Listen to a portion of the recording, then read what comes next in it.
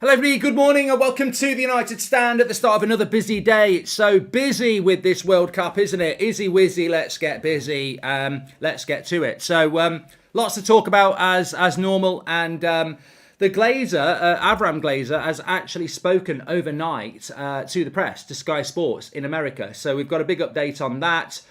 Also, Rob Dawson, ESPN, has just put something out there about the price that is going to be paid for Manchester United. I don't want to say I told you so, but I have been saying 6 billion for months. It's not a number that gets thrown out to wind United fans up. They're looking for 6 billion. That's what they're looking for, the Glazers. But we're also going to be talking a bit of transfer news because there is a bit of a backlog. I feel like the Goldbridge Dam here that's been holding back January transfer news because of what's been going on with the sale, which I think we'd all agree is a lot more important. Jakob says, oil me up. But that could mean a lot of things, Jakob. Right, but there is quite a lot of backlog of transfer stuff to talk about. We've also had Bruno Fernandes yesterday talking about Ronaldo leaving Man United. So there's quite a lot to get into. But we will start off with the headline at the moment. And it is the headline because it is hitting the front pages of the papers in the UK, and it's hitting the mainstream media, not just the news section. So Man United up for sale is big news, and I suppose there's a lot of excitement around that. But two big things to start with this morning. Avram Glazer, which is the one with the ponytail. We've all got our thoughts on that. I don't think I'll ever have a ponytail at the back. If I do, you've got every right to criticise me. If I'm still doing this in 20 years and I've got a ponytail with a receding hairline, then you've got every right to criticise me. The board has gone through a process. Comment is positive, meaning it's been going on for months and should stop the Ronaldo theory. Buyer may be there, says Lee Berman. Exactly. So basically what Avram Glazer has said, he is the one with the ponytail, one of the Glazer brothers. He's been stopped on the way into a restaurant by a Sky News, I think, reporter, and he's been asked about the situation. And basically, he said, "We've been going through a process, and we're looking at ways of basically we're looking at options, and we've let that know publicly. We're looking at options, and the process is ongoing." And we'll see what comes from that. And it's basically a replication of the official line that came out 2 days ago, that Man United are open to selling Manchester United. The Glazers are open to selling Manchester United, and I agree with that previous comment there that came in from Lee, that this is just, I can't believe how I have to pick my words carefully, but I suppose stupid, thick, naive would be words that others might use. I don't feel like using that this morning because I'm not in a bad mood. I can't believe how ridiculously silly people are about this deal, because I think that there is basically some people think that the reason the Glazers have decided to sell is because of an interview with Piers Morgan, and it's not. This has been going on for a very long time. I agree with Lee. I actually think they might know the buyer already. Now that might be a big issue, but I think they might know the buyer already. My feeling is, listening and reading like many of us are, I agree with what Jim O'Neill said. You don't go public to sell Manchester United if you want 6 billion. If you have an asset that people want to buy, you don't need an auction, because there'll be people who are desperate to buy it. Basically, in my area, if a house comes, or your area or wherever, if a nice house comes on the market, they don't need to put it on the market, because there'll be buyers who are looking for houses in that area that the estate agent will email and say, look, this is coming on the market. What do you think? And I just think that is a possibility, that the Glazers may well have already lined up who's going to buy this club. And I do think that 6 billion is what they're looking for. And I'm not even bothered about that. Some people get really bothered about that. I'm not bothered about that. I've seen a lot of reaction to Avram Glazer today, and people were like, oh yeah, get out my club. And I get all that.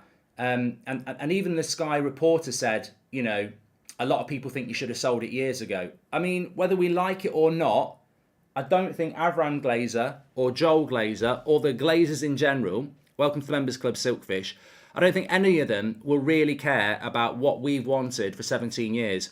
They bought the club on debt for what? What did they buy the club for? I can't remember what they bought the club for. A few $100 million, but they bought it on debt. They're about to sell it for billions. Do you think they're really bothered about a few protests and that people don't like them? They are going to cash out massive. They've won. And we always that's what irritated us. We always knew they were going to win. They got to, and I blame the Premier League. Of course, we blame the Glazers, Ed Woodward, everyone else. Of course, that's fine. There's other people that deserve the blame as well. The victims in this have always been the club, and the soul of the club, which is the fans. But they've won. They are going to make. They're going to make a lot of money, a hell of a lot of money for what they paid. And a lot of people saying they paid 350, 790, 700. They're gonna. And remember, they've kept the club in debt as well. You know, remember the dividends. I think they've probably made the money back already. What they paid from dividends and debt. So they're going to make billions of profit on Manchester United. For what? For what? You know, for what? We did win a few Premier Leagues. We did win a Champions League, but I think that was legacy of what had been built before the Glazers, not afterwards. So they are going to win at the end.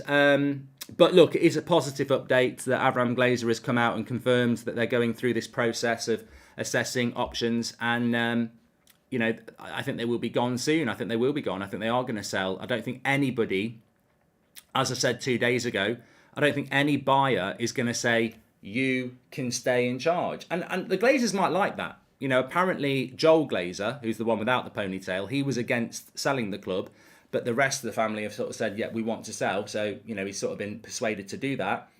I think they would like to stay in charge with a load of investment. I think they'd like to keep 50% and stay in charge. But, you know, is Jim Radcliffe going to do that? Is a Dubai investment group going to do that? Is a US investment group going to say, yeah, we'll give you a shitload of money, but you can stay in charge? It's not going to happen. So a sale is inevitable. It was legalised bank robbery, says Shahir. Yeah, and the Premier League had a lot to do with it.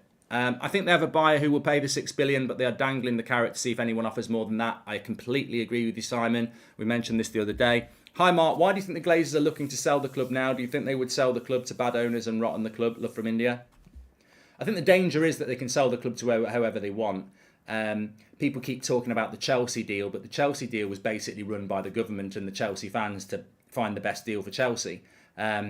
I don't know what involvement the Premier League will have in this sale. They can have a bit of a say. They can't let us be sold to people who want to take dividends out, that's for sure, because that rule was set up for Chelsea. But ultimately, the Glazers will sell to who they want to go for. First move of the new owners should be taking Van der Sar away from Ajax and taking Paul Mitchell away from Monaco. Time to build the structure, says Victor. And these are encouraging things, Victor. I think anybody who takes over this club will come into it with a mindset. And this is a positive thing. Anybody who buys the club, I don't think there'll be a bad buyer. There'll be some people that you go, I don't want them to buy the club. But I don't think whoever buys the club will be a bad buyer, because I think that it's so obvious that you need to spend money, and structure will be part of that. I don't think we're elite in our director of football role, and we've only just appointed one anyway. I don't think we're elite on the board. I don't think we've got elite structure around coaching and fitness and every other thing. I think there's a lot of work that can be done there, and I don't think that reflects on Ten Hag or Van der Gaag or anyone else.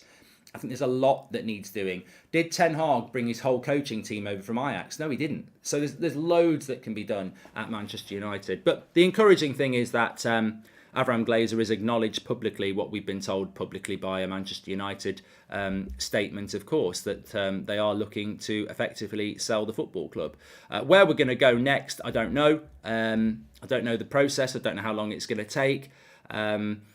He also spoke about Ronaldo. I mean, if anyone's interested in Ronaldo, he just said Ronaldo's a great sportsman and we wish him all the best. La, we're not really bothered about that. But what we are bothered about is what the next step is going to be for Manchester United. And I think there will be a settling down period at some point. We will start talking about January transfer windows, and there will be a period where it just goes quiet for a bit. And then somebody declares their interest and we talk about them. I think that's going to be the next few weeks. I spoke to a couple of people late last night about who are sort of into this corporate lawyer sort of area, and they were saying, you know, it's hard to know what's going on, because if they're just at the start of the process, this could take over a year to sell Manchester United. But if they're along the process, and it sounds like they are, it could happen very, very soon. So we just have to wait and see. Is there any news on Beckham in for United? Any true, says Wayne Rooney. Well, the Beckham story, Wayne, came out last night that, you know, numerous bidders are trying to get David Beckham on board. I'm very loath to get excited about that because, you know, you can see Johnny Depp advertising aftershave. You can see Robert De Niro on a crap film. Like, these celebrities that we respect, whether they're footballers or film stars, they have got a price. And what I'm trying to say is, do you trust a bid just because it's got an ex-player that you like as the front man? That doesn't mean it's the right bid, and we've got to be very, very careful of that. But as fans, we're nostalgic. And I've got to be careful about that. I think I could get drawn into that. So yeah, I'm pretty sure this happened with Chelsea. I'm pretty sure it happened with United. There will be consortiums and bidders who try and get the endorsement of ex-players. But the interesting thing about that is, and I'm not blowing smoke up our own arse here at all, because there are other groups like the Manchester United Sports Trust, etc. But somebody messaged me last night and said, why doesn't a bidder get in contact with the United stand and start, linking in with fans? And I was like, well, we're not that big, we're not an ex-player or anything like that. But then they messaged me back and they said, but at the end of the day, how often is the United stand community talking about ex-players talking out their arse, backing Ollie or, backing Ronaldo or whatever?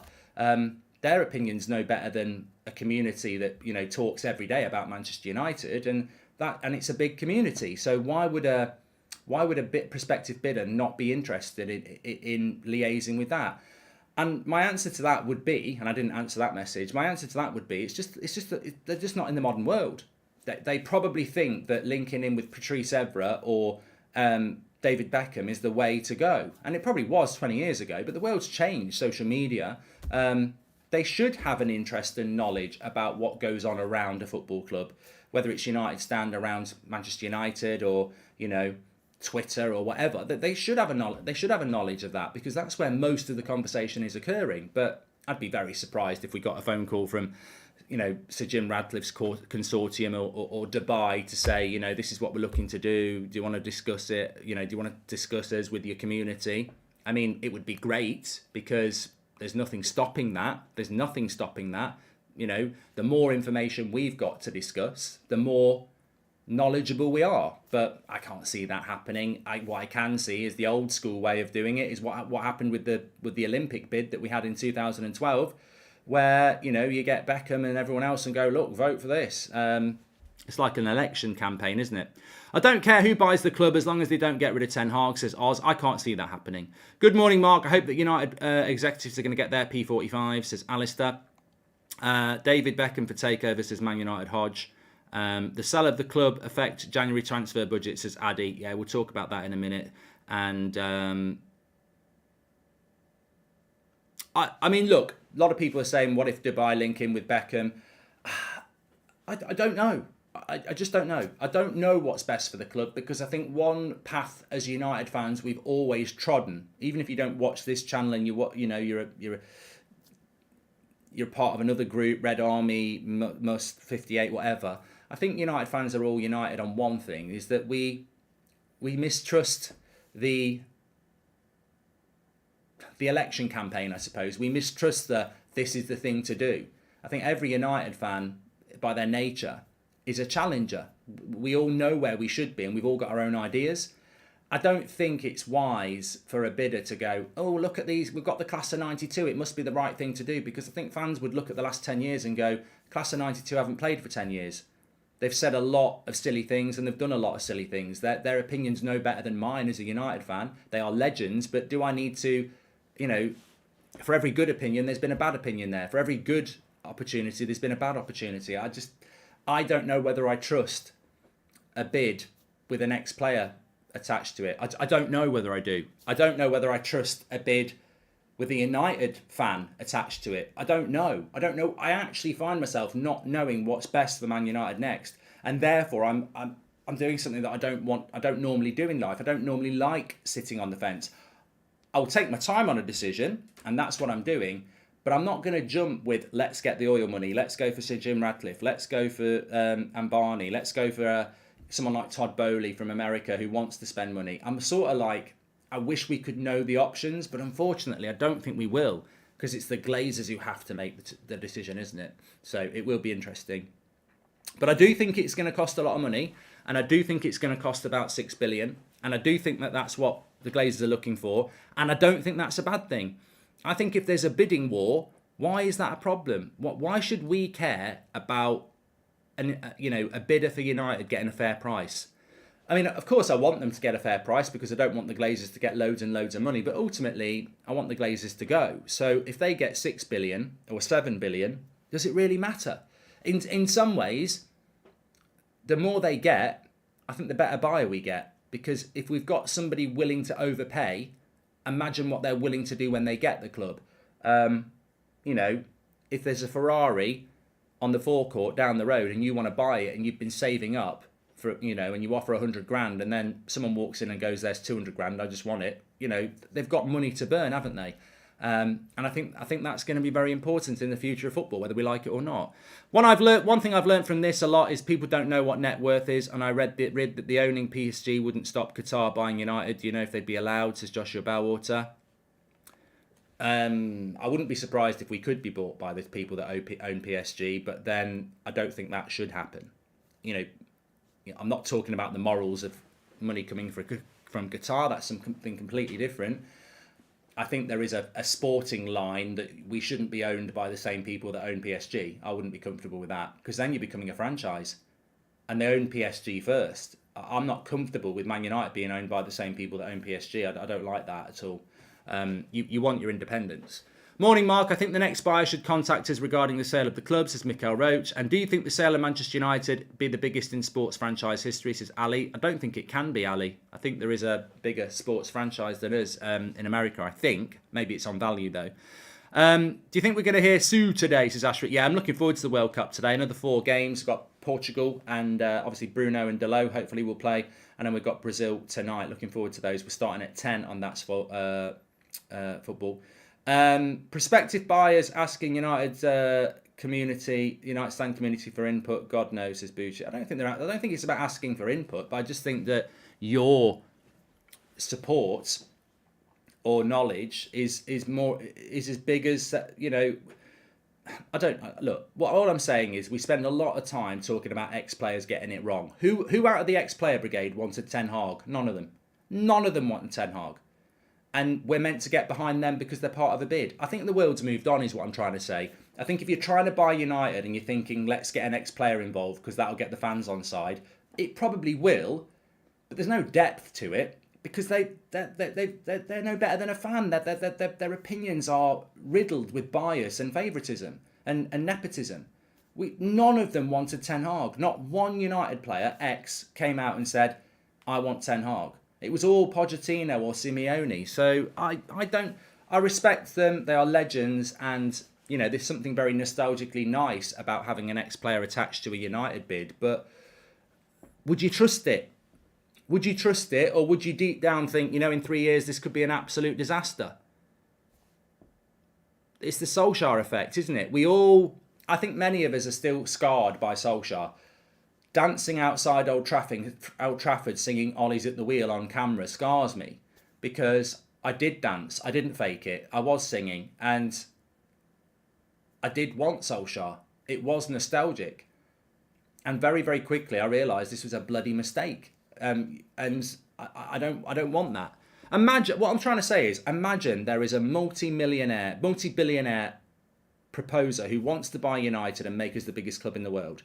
And then there's another consortium that doesn't have that money but wants to, run United responsibly, and they've got the Class of '92 attached to it. Everyone will vote for the Class of '92 responsible running, but what if that multi-billionaire is going to make us better? That's my concern. Attaching an ex-player to your bid gives you a huge, huge advantage, but it doesn't mean you're the best bidder. It just means that you've got the publicity, haven't you? So that's what worries me. But you know what? It's down to the Glazers anyway. I can see Beckham and Ronaldo joining Dubai to buy United, says Khalid. I don't think Ronaldo's going to be involved, mate. I think it's going to come too soon for Ronaldo to get involved. I might be wrong on that, but I don't think he will. Anyway, we'll see what happens. But as I said, Rob Dawson this morning in ESPN has reiterated that the Glazers are looking for $6 billion. We've been talking about this $6 billion for a very, very, very long time. And don't forget, as TT said, Liverpool are in this race. We can't sit here sanctimoniously going, we don't want the billionaires, we don't want the oil money, we don't want the huge money from America. We just want a United fan to own the club. That's fine, and it might be the right path. But don't moan if Liverpool go and get the money from Dubai. And that's, we're in a competition with Liverpool here. We've got the Rain Group doing our work. They've got Goldman Sachs doing theirs. Two very different companies looking for buyers for each club. There's a very real chance that we might end up with worse buyers than Liverpool. There's a very real chance we could end up with better owners than Liverpool. There needs to be an incentive for people to buy United along with passion for club success. The financial profitability of the club has to align with the plans for making United the top dog in the world, says Kia. Thank you very much. DD says, a multi-billionaire with a big vision for the club, let's go. And before I move on, because I want to talk about some of the transfer news that's been backed up for the last 2 days, let me just acknowledge the fact that this is scary. It's exciting, but it's still scary. It's that fear that you make the wrong choice. It's the fear that you go with an owner that you're stuck with for the next 20 years and it's the wrong one. We all know that. And that could be oil money from Dubai. It could be investment money from America. It could be, a Michael Knighton consortium. It could be Sir Jim Radcliffe. It could be whoever's bidding for United. It could be the wrong choice. And that is scary as much as it's exciting. This choice has to be the right choice. The problem is the people making the choice are the people who want to make the most. I mean, it's terrifying that the Glazers will make the decision.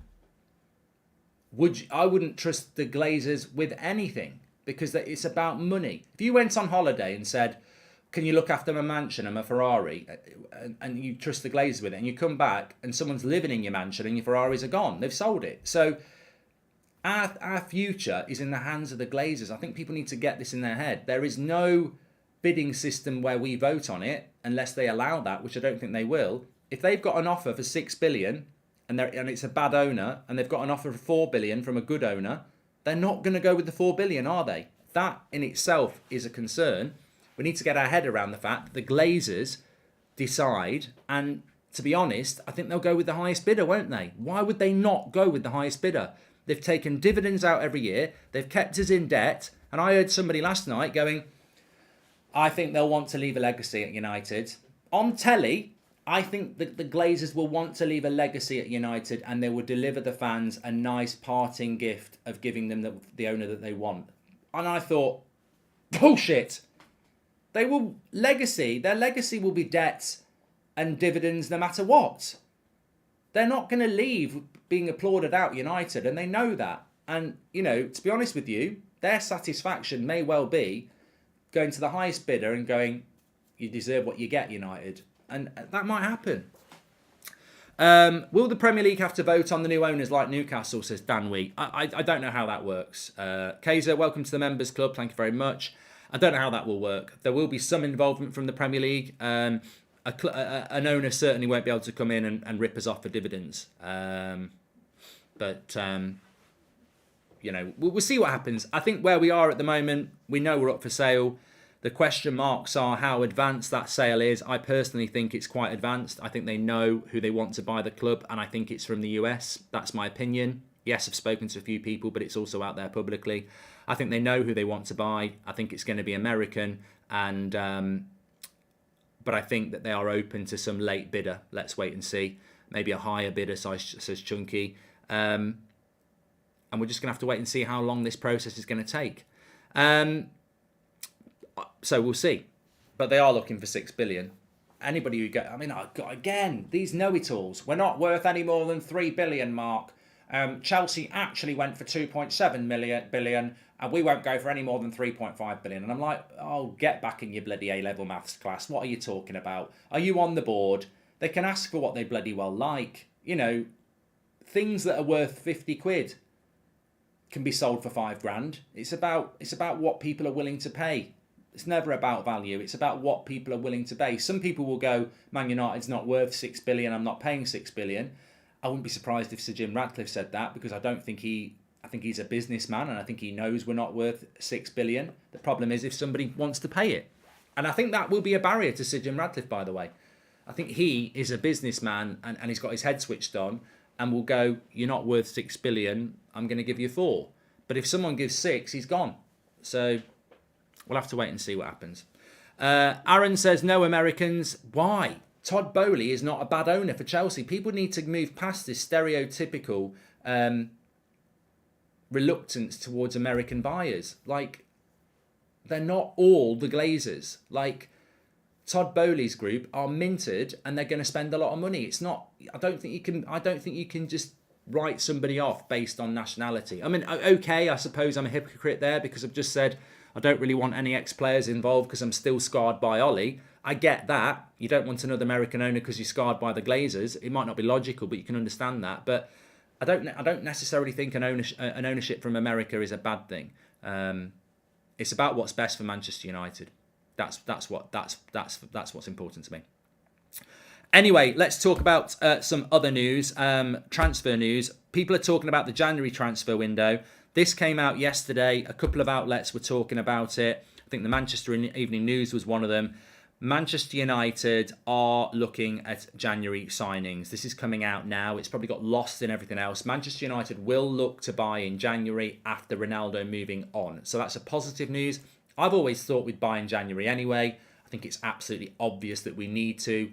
We need a right back and we need a striker. So Man United will look to buy in January. This will be regardless of what's going on with sales. And remember, if you're trying to sell something, you want to keep it going. If I'm selling a restaurant, I don't suddenly start serving up shit because I'm going to sell it, because then it depreciates the value. So you want to keep the value in the club while you're trying to sell it. So spending 35 million on a striker to make United get in the Champions League will increase the value of the club. So things like that matter. When you're selling a club, we're not in the Champions League. If we're going to be in the Champions League, it makes it more valuable. So all these people saying, oh, we won't buy in January because the Glazers are going to sell. I think we will buy in January because we need to, but also we want to sell the club as a Champions League club, don't we? And that can increase the value by 500 million maybe. So we will buy in January. What we're going to do in January is going to be very interesting. There was a couple of outlets saying yesterday that United will wait till the summer to go for a more high-profile striker, but they'll go for a short-term striker in January, and the word Agallo was mentioned. Not Agallo himself, but that sort of a short-term signing, the equivalent of that, to get us through to the summer. Now, that can work well if it's the right player. Agallo was the wrong player. You can bring in a short-term option. Personally, I don't think I just don't know why you wouldn't go for Gakpo. He's not ridiculously expensive. He's going to massively improve development at price. I think that's what United should be going for, and I think that's what we will go for. So I'm not concerned about the Agallo story, but look, the acknowledgement from within the club that they're going to have to be active in the January transfer window is a good thing. I have a feeling the new owners would also want a new manager. What's your feeling on this, is Ty? I absolutely do not agree with this, and I wasn't going to talk about it, but I'm happy to talk about it. I do not think for 1 minute that Erik ten Hag's job is in danger.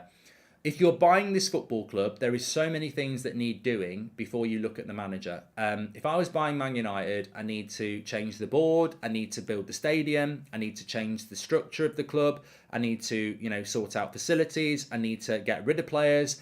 Manager's way low down. Now, new owners may eventually change the manager, but I think by the time they look at the manager, Ten Hag will have failed anyway if they want to get rid of him, or he will have succeeded and they won't. I don't see Ten Hag as not every new owner comes in and says, I want my own manager. They might come in and go, I want Pep Guardiola or Zidane and that's what I want. They might do that, but I don't think Ten Hag's in any danger because he's got the major support of the fans. Jeff Bezos, Elon Musk don't need the dividends, says Clive Roberts. Just going back to what I said there about potential short-term options. Interesting 2 stories that have come out of Spain in the last couple of days. Sport, which is a Barcelona outlet, Memphis Depay, Manchester United. Now, of course, he's out of contract. He could be a short-term option for Man United in January, and he's Dutch. So I wouldn't rule out Memphis Depay to Manchester United. He ticks a lot of boxes if we go for short-term. Obviously, he can play up front. He's Dutch. He's free. He's short-term. And he can play through the middle. So Memphis Depay is an interesting name, and it's one that I don't think you can rule it out if United go for a short-term option to get us through to the end of the season. The issue with that is, what do you do with him in the summer? He's also going to want big wages because he's basically free. And there's a lot of baggage with Memphis Depay, none more so than the fact that he's been here before and are we not trying to move away from all this publicity around the club? I think Memphis brings a lot of publicity and a lot of reason for the press to be over-analysing United when we just want to get on with the job. So I wouldn't rule out Memphis Depay as a short-term option in January and a cheap option in January, but I don't think it's the right option. If you're offering me Memphis Depay or Gakpo, we're trying to build a future. Gakpo's about building a future, isn't he? But I wouldn't rule out Memphis. And then AS, which is more of a Madrid paper, they've spoken about João Felix loan deal. Now, Man United were mentioned tentatively in the article, but the main thrust of the story was that João Felix and Atletico Madrid have hit the end of the road. They want to part ways, and a loan move in January could benefit all parties, as it allows Atletico Madrid to not have to concern themselves with wages and João Felix being unhappy on the bench. And a loan deal gives João Felix the opportunity to go and play elsewhere and potentially boost his value for a summer sale. So João Felix and Memphis Depay, maybe keep an eye on those in January. They could be options, and they could be viable options for Man United. If João Felix is a loan deal, why would you not do that for 5 months? There's no obligation to buy him in the summer. Memphis Depay, again, is out of contract. There is no obligation to buy him in the summer either. So that could be quite an interesting one as well. I think you've got to throw those options in, haven't you? I think Cody Gakpo's the most obvious one, but he's going to cost you about 40 million quid. João Felix on loan, Memphis Depay on, they are going to be options. And I suppose I can see people in the chat going, get João Felix, don't get Memphis. Get Memphis, don't get João Felix. Let's just go for Gakpo. Absolutely fine, different opinions, but the fact that there are options there, I think sometimes you could go in a January transfer window and go, well, we can't do anything. There's no one we can get. And sometimes that is the case. But logically, there are 3 or 4 options in January that United can go for. So it'd be very interesting to see what we do. Tammy Abraham, I don't think will be an option in January. Tony won't be an option. Osimhen won't be an option. But the fact that they're talking about it in Madrid, that João Felix could be a loan option, I think that's an interesting thing for United, considering we were very interested last summer. Sticking with Portugal, Bruno Fernandes spoke yesterday about Cristiano Ronaldo. If you're interested, he said, I don't have to pick sides on this. It was good while it lasted, but everything comes to an end. And that was him talking about Cristiano Ronaldo leaving. And I think that he's right. I didn't feel that I had to pick sides between Ronaldo and Ten Hag because I respect both of them. And I think, unfortunately, the Ronaldo situation should have been dealt with in August. And what we've ended up with is this toxic situation because it wasn't resolved in August, where Ten Hag wanted him to go in August and Ronaldo wanted to go in August, and we've been left with the mess afterwards. So I agree with Bruno Fernandes on that. He doesn't have to pick sides, and whilst it was good while it lasted, everything comes to an end, which I think is a very honest opinion. We also had Roy Keane was talking about it yesterday, didn't he? And he said it was very sad, but people move on, and I think we've moved on from Ronaldo very, very quickly because there are bigger things to concern ourselves with. His replacement. But more importantly, this whole Glazer sale, I don't think there's anything that could... I don't think there's any story at United at the moment that can take over the enormity of the prospect of the Glazers putting the club up for sale, in my opinion. There's a rumour that PSG owner is considering buying United over PSG, says AWC legend. Maybe that will happen. Look, I think Man United are a much more attractive opposition than PSG because we're in the Premier League. And can I just say, I don't know the truth of that, but there is no Super League. The Premier League is the Super League. If you own a football club outside of the Premier League and a Premier League club becomes available, I wouldn't be surprised that... I've seen the Avram Glazer interview, Aaron. We spoke about it at the start of the show half an hour ago, Slow Sports News. I wouldn't be surprised if a PSG owner did want to own Liverpool or Man United, because the Premier League is the Super League. Owning PSG is great, but they can't win the Champions League yet, and their league is just... it's too easy for them. So... if you're interested in football and you do own PSG, you can understand why they'd want to own Man United. But what I will be adamantly against is you cannot have owners who own United and PSG. That's ridiculous. That would be like owning Liverpool and Bayern Munich. That you can't have that situation. And I'm sure it might appeal to some people, but personally, and I think a lot of people would agree, I don't want United owned by the same people that own PSG. To me, that would be ridiculous. So I hope that doesn't happen. Because I don't think it would be allowed to happen. I think there will be rules. I think the Premier League, look, Newcastle's deal wasn't easy to do. I can't remember what happened with Man City, but this is Man United and Liverpool. You can guarantee that the hoops that Liverpool and Man United have to jump through to get bought will be very different to the ones that Newcastle and Chelsea had, because we're Man United and Liverpool, and the word monopoly suddenly gets used a lot more when it's Man United and Liverpool. It's fine if it's Man City, it's fine if it's Newcastle, but people get very jealous and concerned when Man United or Liverpool might have super wealth, because suddenly it's like, oh, we don't want them to dominate the league. Even though Man City have won the league how many times in the last 5 years, if it's United or Liverpool, suddenly it's like, oh, well, it's not fair. It's not fair. And we do need to be careful of that, because people will look at it like that. I know he wasn't the best yesterday, but is David still an option, says Daniel Kirk. Well, he's still an option. I'm not going to judge him on one game in a game for Canada, but he is still an option. And ultimately, it's about what Eric Ten Hag wants to do, isn't it? If a sale of the club is close, who would new owners have a sound January transfers, says Rudy. Mate, I think you're living in a fantasy there, mate, to be honest. But anyway, look.